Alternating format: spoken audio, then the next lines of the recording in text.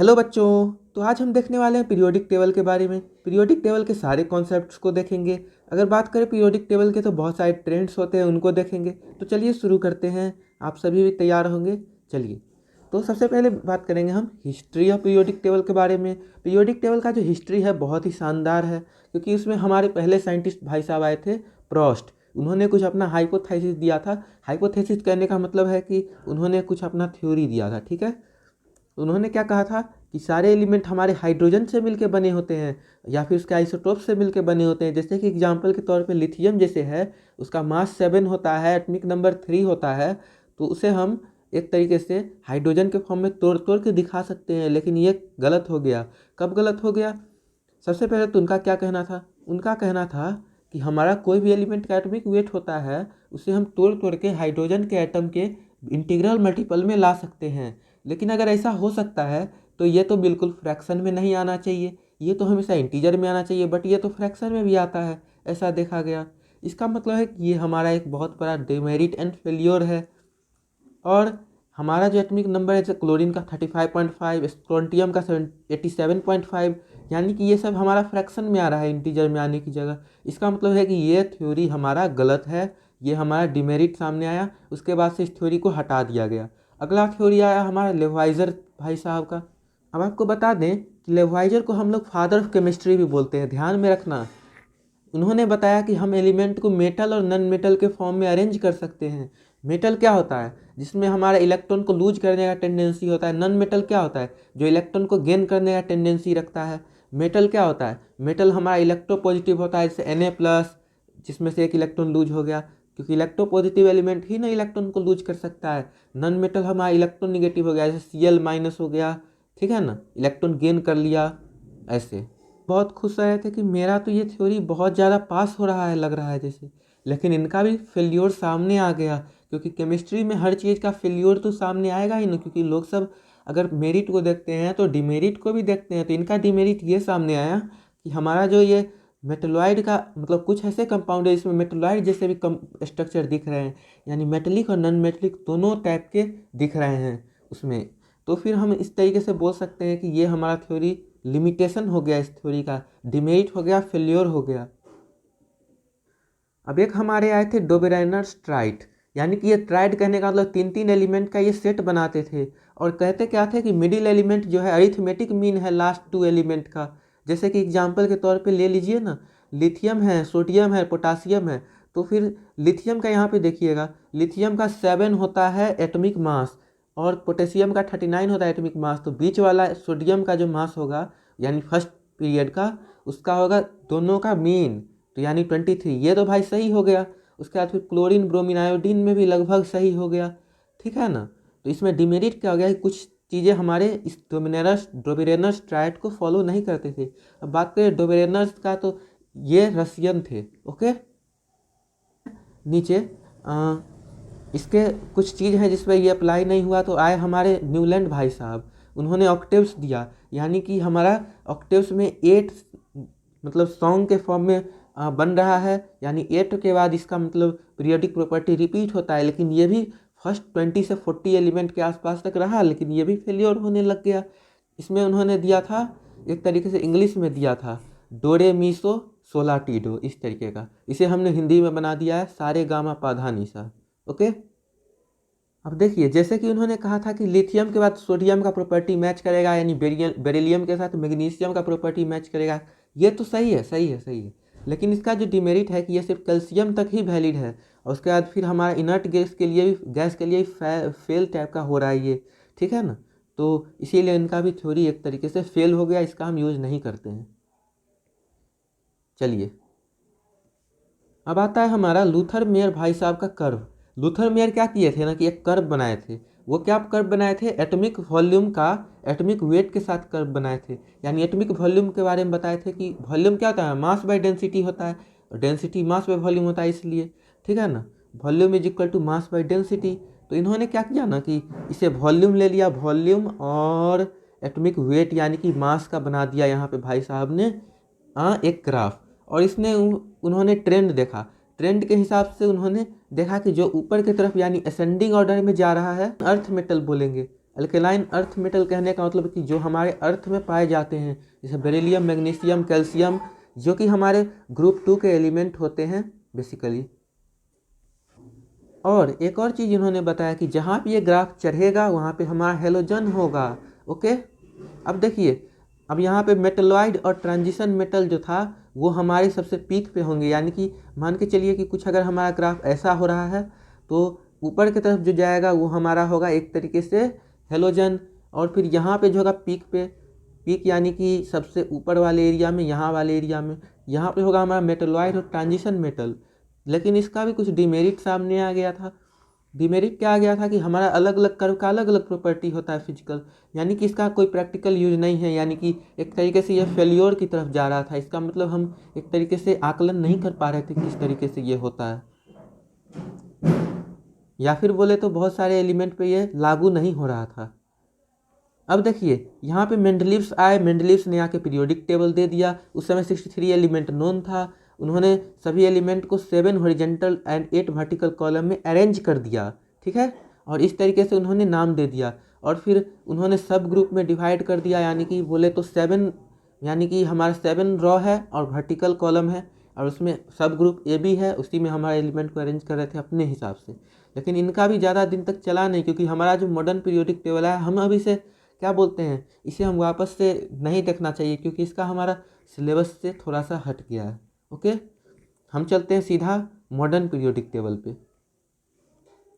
एक जो कि बहुत ही मतलब बहुत ही बड़े, बहुत ही अच्छे इंसान, हमारे मोस्ले साहब, ठीक है ना, ये मोस्ले साहब आए। इन्होंने क्या कहा ना कि हमारा उन्होंने एक ट्यूब ले लिया, ट्यूब में उन्होंने ऑब्जर्व किया, यहाँ से इलेक्ट्रॉन को फेंका, यहाँ पे एलिमेंट हमारा इकट्ठा हुआ। तो ऑब्जर्वेशन क्या किया कि फ्रीक्वेंसी जो है, या फिर बोले तो हमारा एटॉमिक नंबर फ्रीक्वेंसी के अंडर रूट के प्रोपोर्शनल है, यहाँ से फ्रीक्वेंसी निकाल के देखा। तो एक तरीके से ये भी हमारा बहुत अच्छा था, जिससे हमारा कि मॉडर्न पीरियोडिक टेबल आया।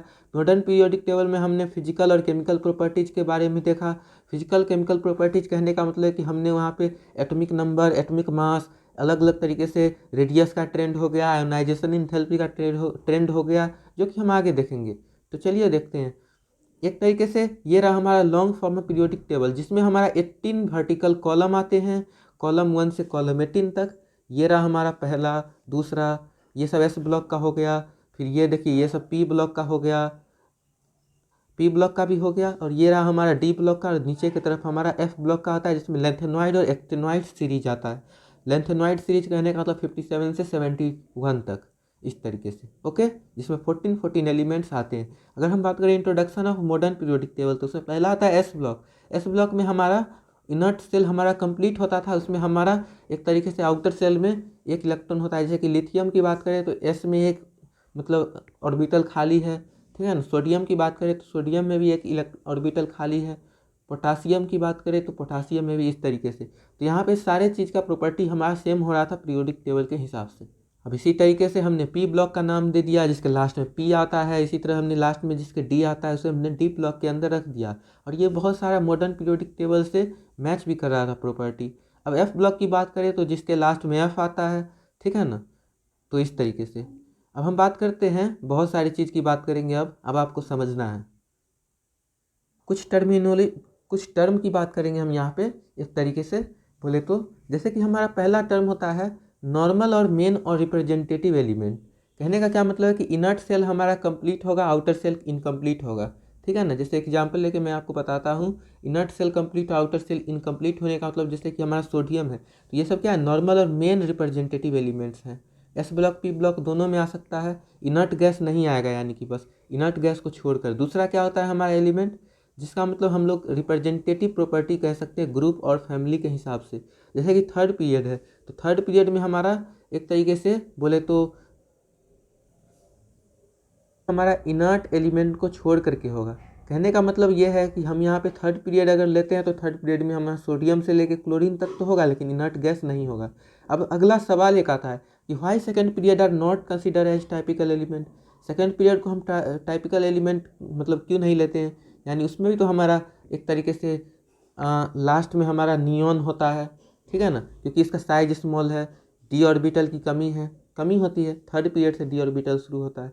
और हाई आयोनाइजेशन इंथैल्पी, यानी बहुत ज़्यादा एनर्जी लगता है उसमें से इलेक्ट्रॉन निकालने के लिए, क्योंकि बहुत पास पास होते हैं उसके इलेक्ट्रॉन, ठीक है ना। एक और हमारा टर्म होता है ट्रांसोरिक एलिमेंट। ट्रांसोरिक एलिमेंट कहने का क्या मतलब है कि एक तरीके से जिसका एटॉमिक नंबर 92 से ज़्यादा है उसे कहेंगे। ट्रांसफेरियम एलिमेंट होता है जिसका एटॉमिक नंबर 100 से ज़्यादा होता है, फेरियम एलिमेंट भी बोलते हैं उसको। अब देखिए ट्रांजिशन एलिमेंट हमारा डी ब्लॉक को बोलते हैं। हमारा ग्रुप 12 से लेकर के ग्रुप 3 से लेकर के ग्रुप नंबर 12 तक होता है। ट्रांजिशन एलिमेंट हम कहते हैं ग्रुप 3 से लेकर ग्रुप 11 तक के एलिमेंट को। ओके, इतना आपको ध्यान में रखना है।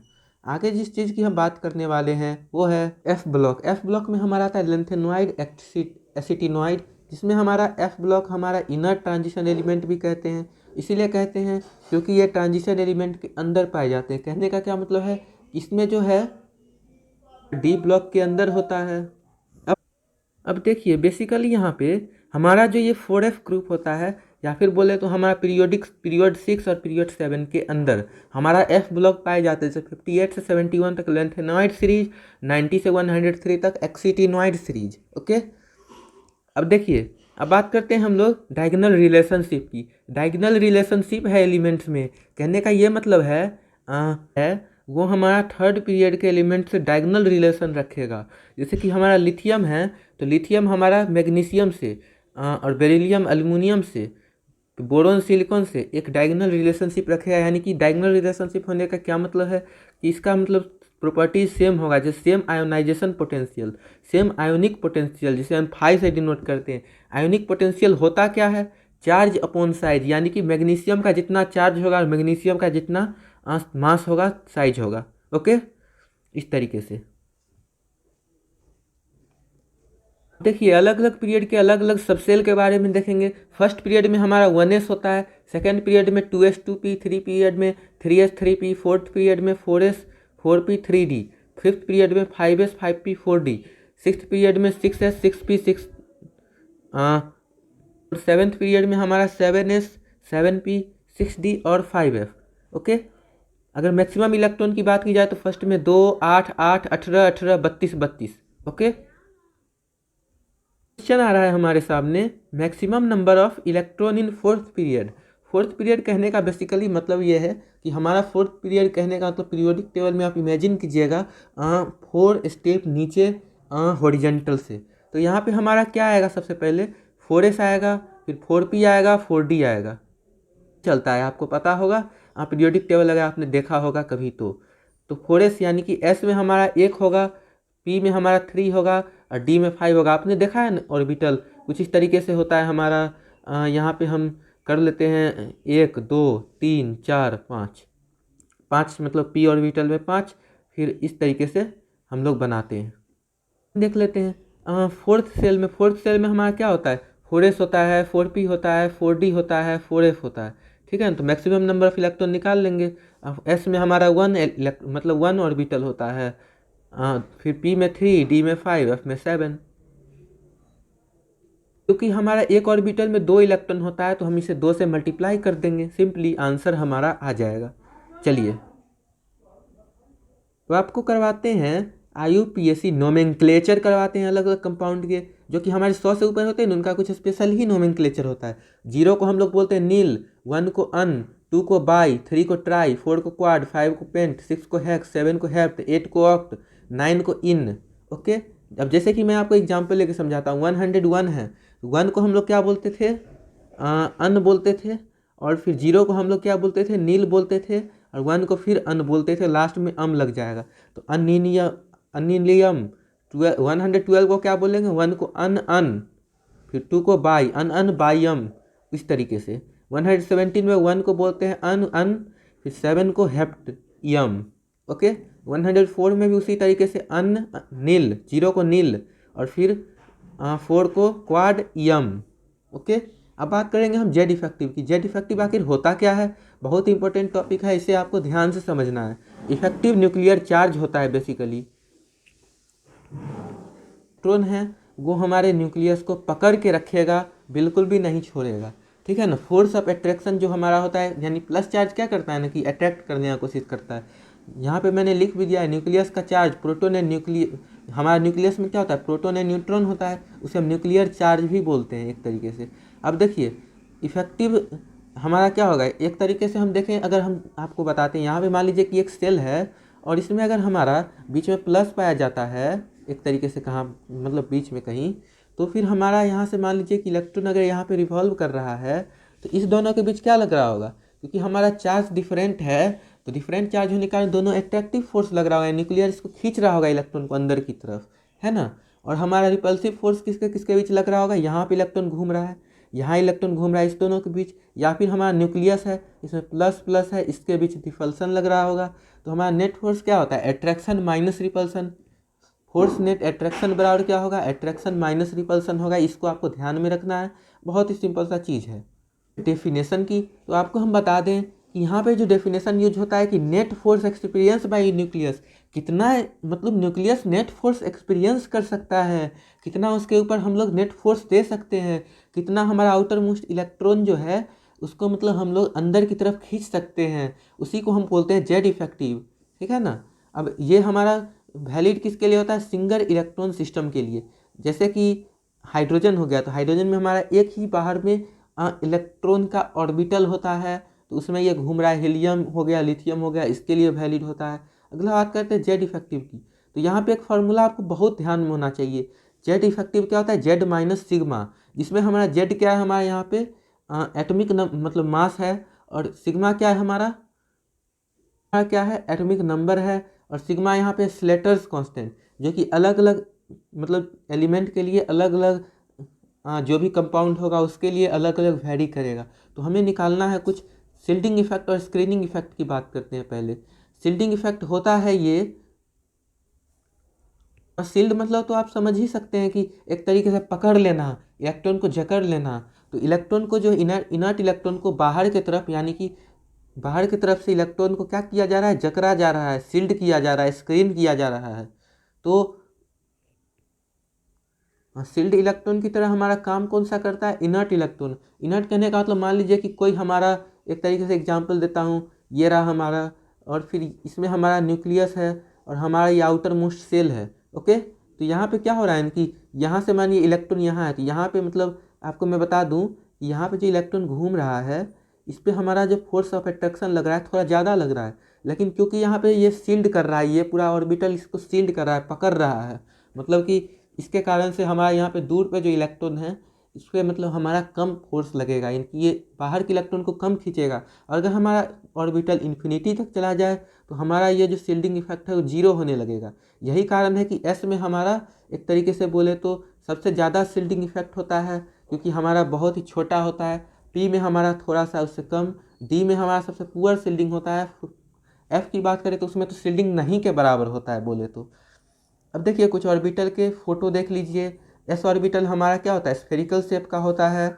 उसके बाद फिर स्फेरिकल शेप का होता है। पी हमारा मोर डिफ्यूज टाइप का होता है। डी ऑर्बिटल हमारा ऐसा लगता है जैसे कि दो पी ऑर्बिटल को मिल के बना है।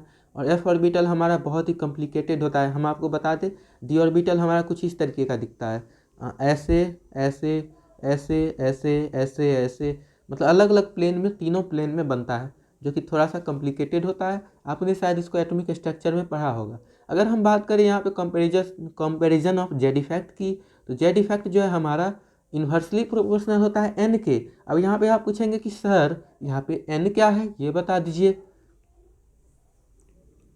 तो एन हमारा यहाँ पे एटॉमिक नंबर में आपने पढ़ा होगा प्रिंसिपल क्वांटम नंबर, यानी कि क्वांटम नंबर के हिसाब से एस का हमारा एन 0 होता है, पी का 1 होता है, डी का 2 होता है, एफ का हमारा 3 होता है। यही कारण है कि हम यहाँ पे देख ही सकते हैं जेड इफेक्टिव एस का ज़्यादा, पी का, फिर डी का, तब एफ का।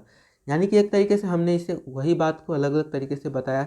अब देखिए यहाँ पे एक क्वेश्चन है कि जेड इफेक्टिव को हमें कंपेयर करना है। एक मिनट, यहाँ पे ये क्वेश्चन है, तो यहाँ पे देखिए हमारा जेड इफेक्टिव कैसे निकलता है, इन्वर्सली प्रोपोर्शनल होता है एन के।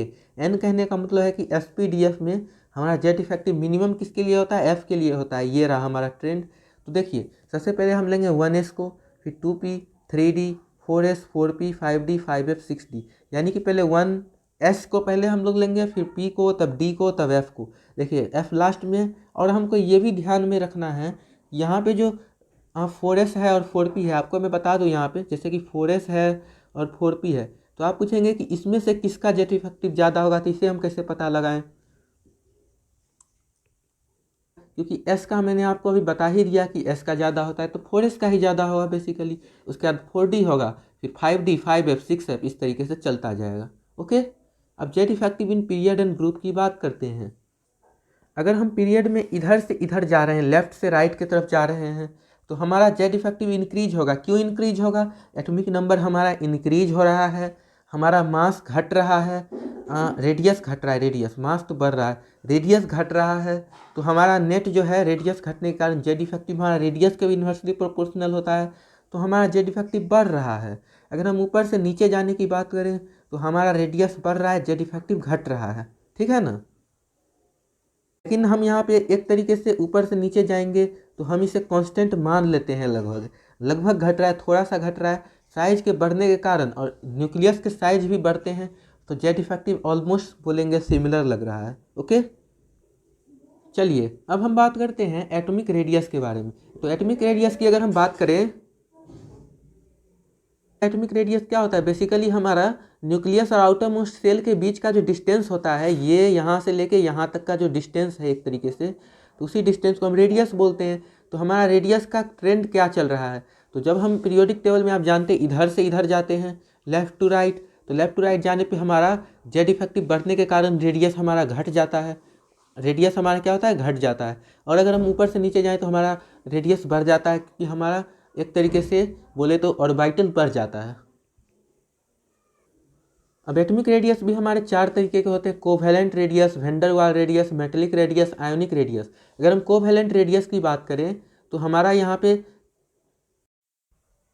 ध्यान दीजिएगा, यहाँ पे हमारा कोवैलेंट रेडियस होता क्या है? दो एलिमेंट है तो मतलब उसके बीच बन रहा है कोवैलेंट बॉन्ड, कोवैलेंट बॉन्ड बन रहा है, तो रेडियस कोवैलेंट क्या होगा?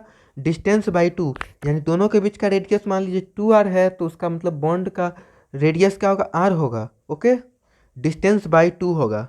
ओके, अब चलिए अब देखते हैं इंटर न्यूक्लियर डिस्टेंस को ही हम लोग बॉन्ड लेंथ भी बोलते हैं एक तरीके से, इसी को मैंने बॉन्ड लेंथ भी बोल दिया है। यानी कि बॉन्ड लेंथ यहाँ पे हमारा क्या हो जाता है? ये बॉन्ड लेंथ है हमारा, ये वाला दोनों न्यूक्लियस के बीच का डिस्टेंस। अब देखिए, कोवैलेंट रेडियस को भी हमने दो कैटेगरी में डिवाइड किया है। पहला कैटेगरी हमारा होता है होमो एटॉमिक, जिसमें हमारा एक टाइप के ही एटम होते हैं। दूसरा होता है hetero atomic.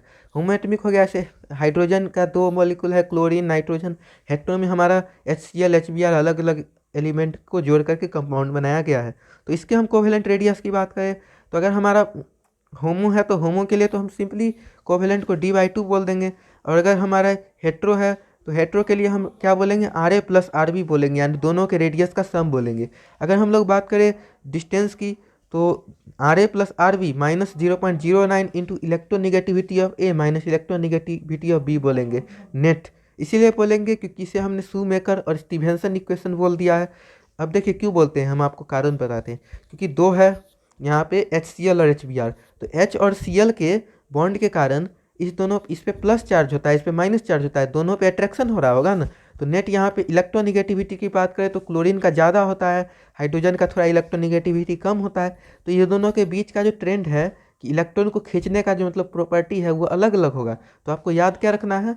D=RA plus RB minus 0.09 electronegativity of A minus electronegativity of B। Okay, देखिए जैसे कि यहाँ पे हमने आपको यहाँ पे दिखा दिया है, एक तरीके से सेम अगर एटम है तो डिस्टेंस अगर हमारा 1 एंगस्ट्रॉम है यानी 10⁻⁻10 में है, तो हमारा यहाँ पे मतलब रेडियस की बात करें तो कोवैलेंट रेडियस हमारा हाफ हो जाएगा।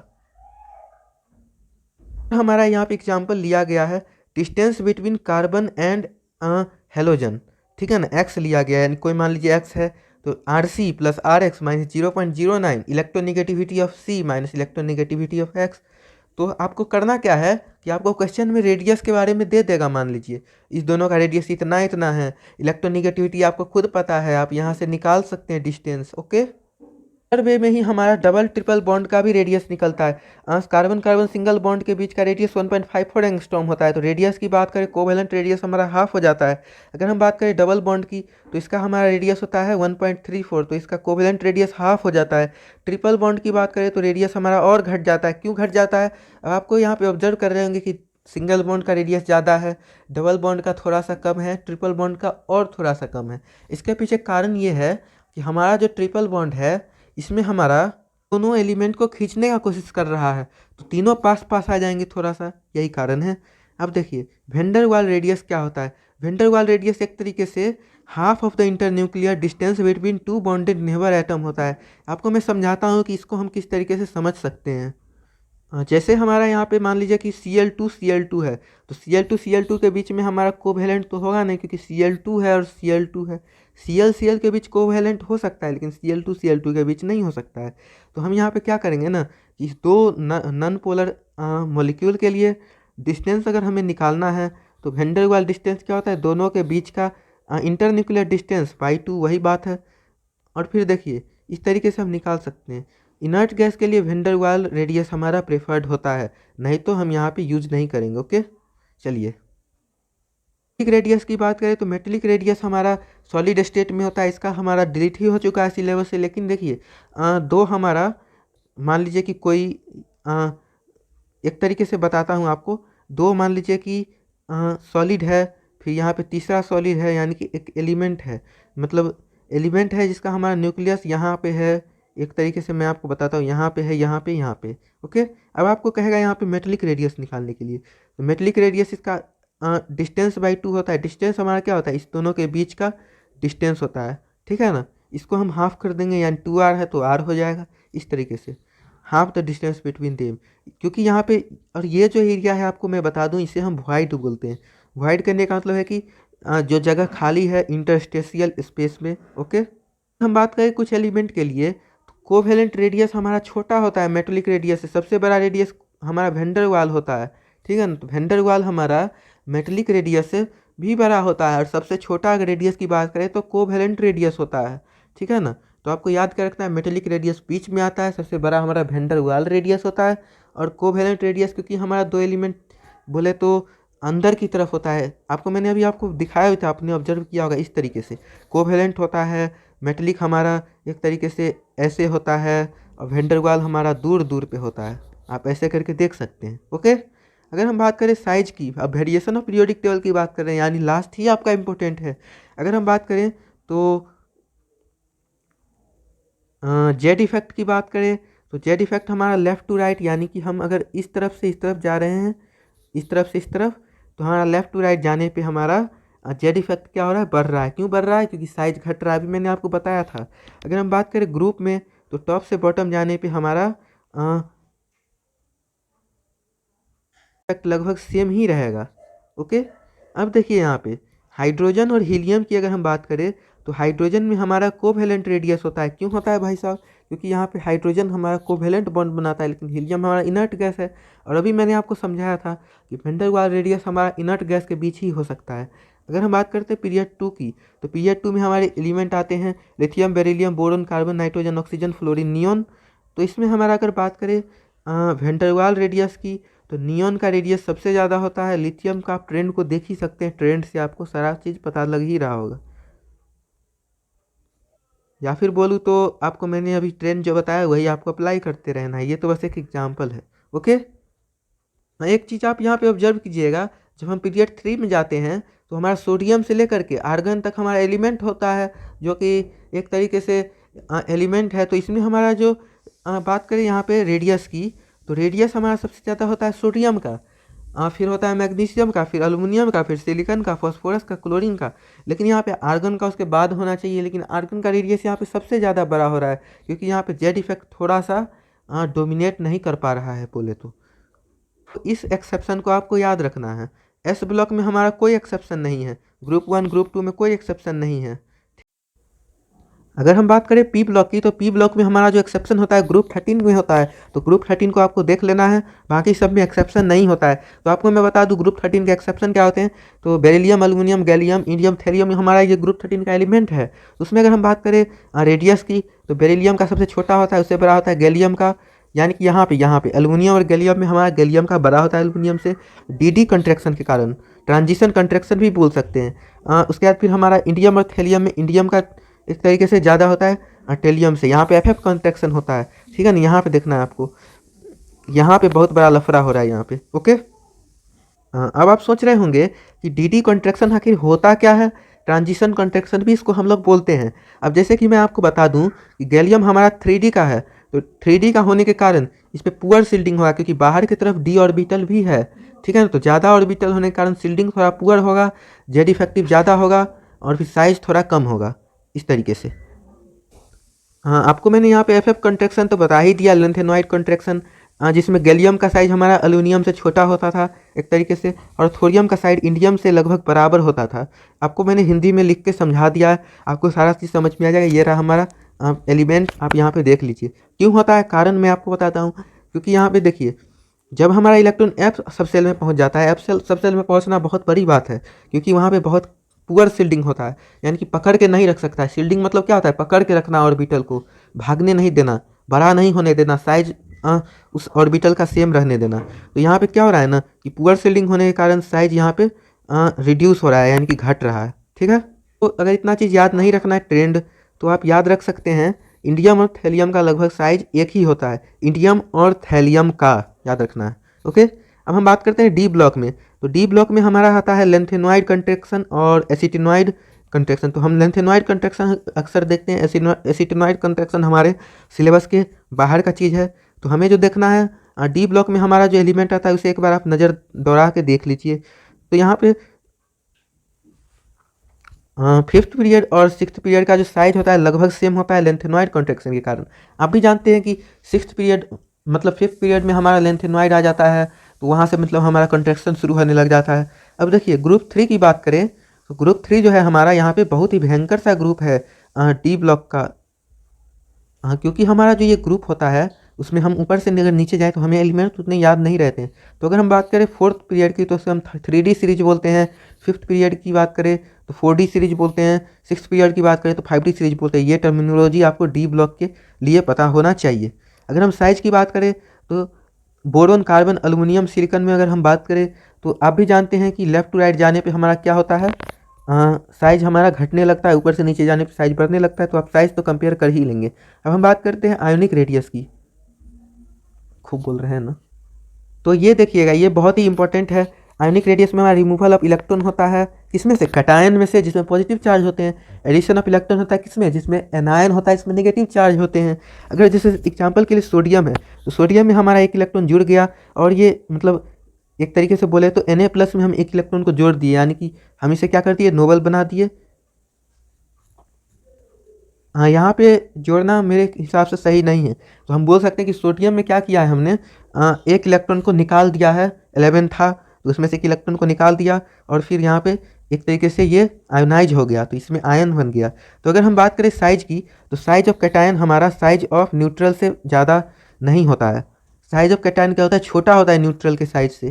कहने का क्या मतलब है, जैसे कि मैं आपको समझाता हूँ, Na+ का साइज जो है, और अगर Na का साइज अगर हम लोग लेते हैं, तो हमारा जो साइज बड़ा होगा वो हमारा न्यूट्रल का साइज बड़ा होगा। ओके, हाँ, क्योंकि सोडियम Na+ पे हमारा आयोनाइज होता है। अगर हम बात करें यहाँ पे साइज ऑफ एनायन की, तो एनायन में हमारा, हाँ, जैसे कि हमारा हो गया एक तरीके से Cl- की बात करें और Cl की बात करें, तो इसमें हमारा साइज किसका बड़ा होगा, आप यही सोच रहे होंगे। तो इसमें हमारा साइज बड़ा होगा Cl- का। आपको मैंने अभी बताया Cl- से Cl में साइज किसका बड़ा होगा, Cl का बड़ा होगा। और Na+ और Na में किसका साइज बड़ा होगा, आपको बस इतना याद कर लेना है, Na का बड़ा होगा। यानी कि आपको बस इतना याद रखना है कि जितना मैं पॉजिटिव चार्ज से दूर भाग रहा हूँ, साइज मेरा बढ़ते जा रहा है, जितना मैं निगेटिव चार्ज के पास जा रहा हूँ, साइज मेरा बढ़ते जा रहा है। जितना पॉजिटिव से दूर जा रहा हूँ, जितना निगेटिव के साथ बढ़ते जा रहा हूँ। ओके, हाँ, यही कारण है कि आपका लिथियम प्लस का size, sodium plus, potassium plus, rubidium plus, caesium plus, आप जानते हैं कि साइज का यही ट्रेंड है एक तरीके से। एक बार इसे देखिए ध्यान से, तो यहाँ पे आप देख सकते हैं कि वही सब ट्रेंड का इस्तेमाल हो रहा है। अब मैंने आपको ये सब बता ही दिया है, तो यही बात आपको बताया जा रहा है। अब आइसो इलेक्ट्रॉनिक स्पेसीज के बारे में मैं आपको बताता हूँ। तो ऐसा स्पेसीज होता है जिसका मतलब सेम नंबर ऑफ इलेक्ट्रॉन होता है। बहुत सारे जेई ने क्वेश्चन भी पूछे हैं इस साल, तो C4-, N3-, O2-, F-, Na+, Mg2+, Al3+, इस सब के 10 इलेक्ट्रॉन होते हैं। Same number of electron iso electronic species. अब बात करते हैं साइज की, तो साइज अगर आइसो इलेक्ट्रॉनिक स्पेसीज की बात करें तो नेगेटिव चार्ज के डायरेक्टली प्रोपोर्शनल होता है, पॉजिटिव चार्ज के इन्वर्सली प्रोपोर्शनल होता है। अभी मैंने आपको बताया भी था कि Cl- पे जाके साइज बढ़ने लगता है, Na+ पे जाके साइज घटने लगता है। एक और टर्मिनोलॉजी के बारे में बात करेंगे, आयोनाइजेशन एनर्जी। ये क्या होता है, कितना एनर्जी रिक्वायर है किसी भी इलेक्ट्रॉन को उस आइसोलेटेड गैसियस एटम में से निकालने के लिए, कितना मतलब Na में से हम लोग को कितना एनर्जी चाहिए एक इलेक्ट्रॉन निकालने के लिए ताकि Na हमारा प्लस बन जाए। M में हम कितना इलेक्ट्रॉन मतलब कितना एनर्जी दे दें कि M प्लस और इलेक्ट्रॉन बाहर कर दे, इलेक्ट्रॉन को निकाल दे।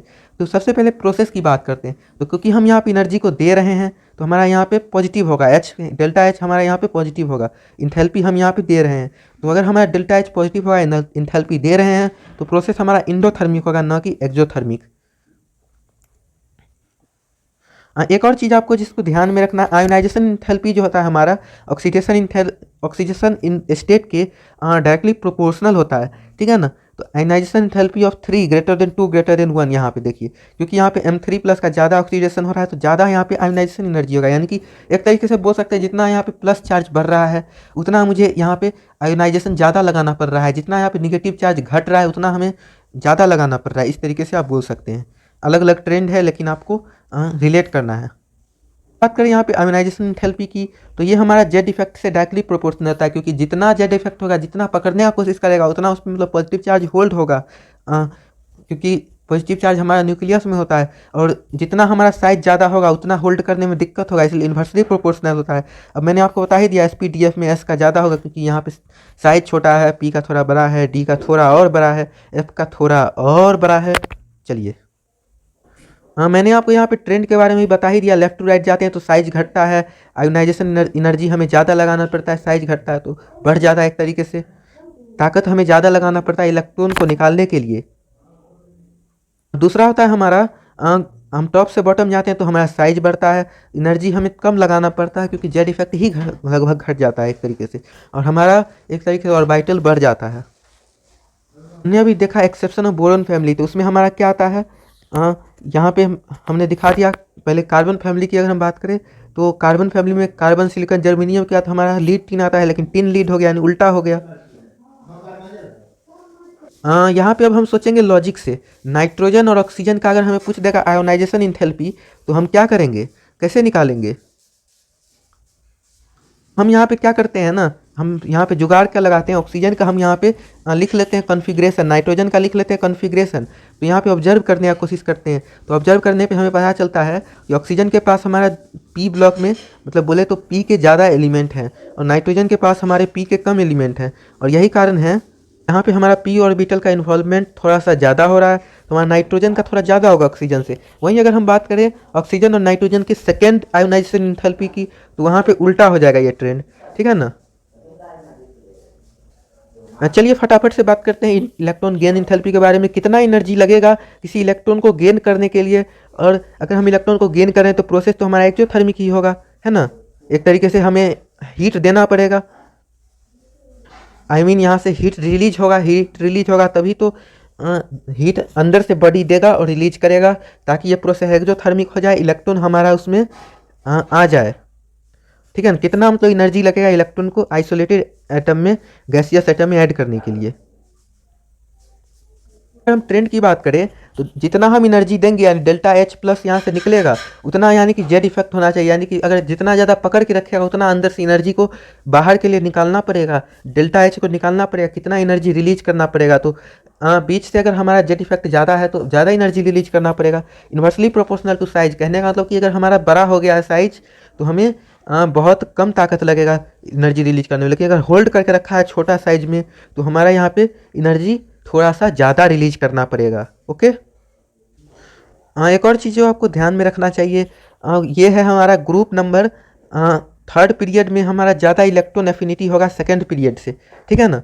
क्यों होगा, क्योंकि हमारा साइज यहाँ पे छोटा हो रहा है तो हमें और इलेक्ट्रॉन एक्स्ट्रा लगेगा और रिपल्सन होगा, ठीक है ना। तो और हमारा यहाँ पे एनर्जी भी थोड़ा सा ज़्यादा लगेगा, क्योंकि जिस एलिमेंट के पास ज़्यादा इलेक्ट्रॉन ऑलरेडी पाए जा रहे हैं वो क्यों चाहेगा ज़्यादा एनर्जी से मतलब और इलेक्ट्रॉन को लेना, ठीक है ना। अब इलेक्ट्रोनिगेटिविटी की बात करते हैं तो हाइड्रोजन की होता है HCl हो गया जैसे मान लीजिए, तो हाइड्रोजन का इलेक्ट्रोनिगेटिविटी ऑलमोस्ट 1 के बराबर होता है, क्लोरीन का 3.5 के बराबर।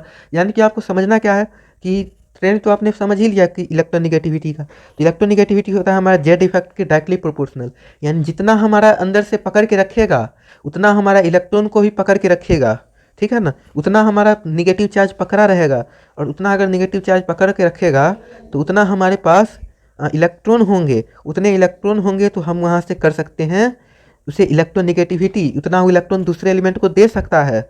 अगर हम बात करें इलेक्ट्रोनिगेटिविटी के तो परसेंटेज एस कैरेक्टर पे भी डिपेंड करता है। एसपी का 50%, sp2 का 33, sp3 का 25। ओके, बढ़ जाता है टॉप टू बॉटम जाने पे इलेक्ट्रोनिगेटिविटी घट जाता है।